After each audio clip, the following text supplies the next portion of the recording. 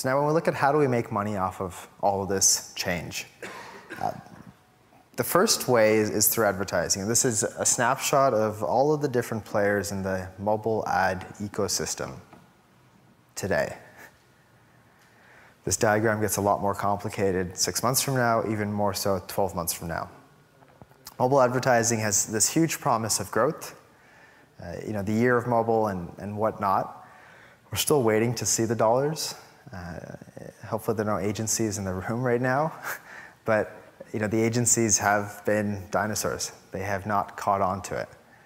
I've been in meetings with older agency executives who are really asking the question, do people actually use their phones for more than making phone calls? It sounds funny for us to hear that. I literally got that question last week. So if those are the people who control the budgets, then it's going to take a while for those budgets to move over to these devices.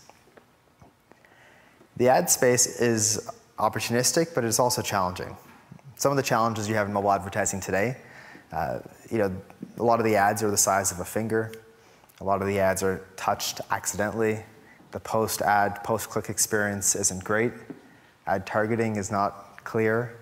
There's a scale challenge that as an advertiser can't reach a lot of people in an efficient way. There's a data and analytics challenge in that the numbers don't add up and match. There's a technology challenge from different servers, different infrastructures, a lot of different players clouding and muddying the waters. All of these challenges in the mobile ad industry today will sort themselves out.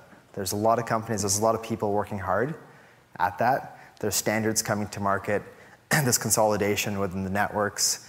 The ad servers from online, which are heavily adopted, are starting to get their mobile game up to par. Third-party analytics firms like Comscore are starting to now look at mobile more seriously. So play this world forward 12 months, and I think a lot of the challenges and things that are holding agencies back today will be removed. So that world will sort itself out over the next 12 months, and that will open the gates, and you'll see more and more budgets aligned towards mobile campaigns and mobile audiences. I think Facebook and Google, as examples, and very soon Twitter as well, are going to lead the charge and help open the eyes for a lot of marketers as to why they need to be investing more to reach mobile audiences. And that benefits everyone, that benefits the entire ecosystem. The New York Times has, just over a year ago, they announced their paywall strategy. They recently released a couple of figures, and I want to highlight them as an example of how paywalls and payments can work in a media context.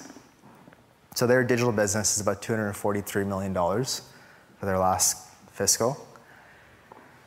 That's 15% of their overall business, so there's still a lot to grow. Their traditional business is still 85% of the overall company. Within their digital business, 43% of the business, which is just over $100 million, is coming from digital payments and subscriptions. That was non-existent. That $100 million revenue stream was non-existent 12 months ago. So just over 43% of their digital revenue is now payments, and just 1 year into this model. You can expect that ratio to grow as the ad number also grows. So that's a promising sign. So promising that you're seeing the Globe and Mail in about 60 days. They're going to launch their paywall strategy.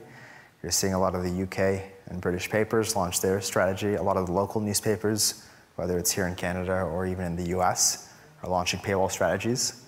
And our paywall is going to save the newspaper and as well publishing industry. They're not the only monetization stream. Advertising is still important, but on top of that, I think you're going to see paywalls drive incremental revenue off a subset of their audiences, and that's going to be a lifeblood, and you're going to see a lot of companies investing in that over the next 12 months.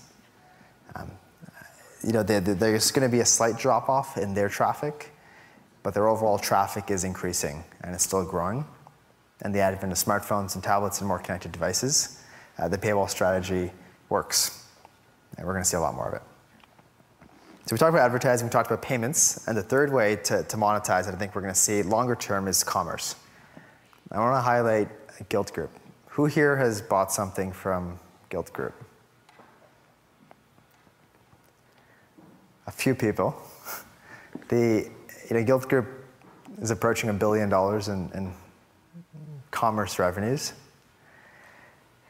About a third of their revenues, sales and transactions made, are from a smartphone or tablet device. And what we're seeing, especially on tablet devices, is these are shopping devices. And part of it is how the user is using the device. Time of day is in the evenings, day of the week is on the weekends. The session times are much longer. And that behavior is conducive to purchasing and transacting. And Gilt is just an example of a company that's proven that. About half of their emails that they're sending to their daily subscriber base are opened on a mobile device. So that changes the way consumers are discovering transactions and informing themselves on decisions they're going to make. Amazon's mobile business is doubling every year right now. So these are examples of retailers having success in driving transactions on these connected devices. I think there's a huge opportunity for content-driven companies and brands to realize part of the success as well. And where media and retail come together is through intelligence and data. If you look at retailers, they're great at making money. And they've proven how to make money online, and a lot of it. You look at media, they're great at driving traffic. They've proven how to get people coming back to their content, regardless of the form factor or device or location or time of day. You combine the two with intelligence, where you've got traffic coming in through media, as well as the ability to transact and drive revenue through retail. Now you've got a commerce and revenue strategy that I think you're going to start to see in the future. So advertising, payments, and commerce, a three-prong approach, short, medium, long term, is I think how we're going to see media companies really monetize their mobile presence.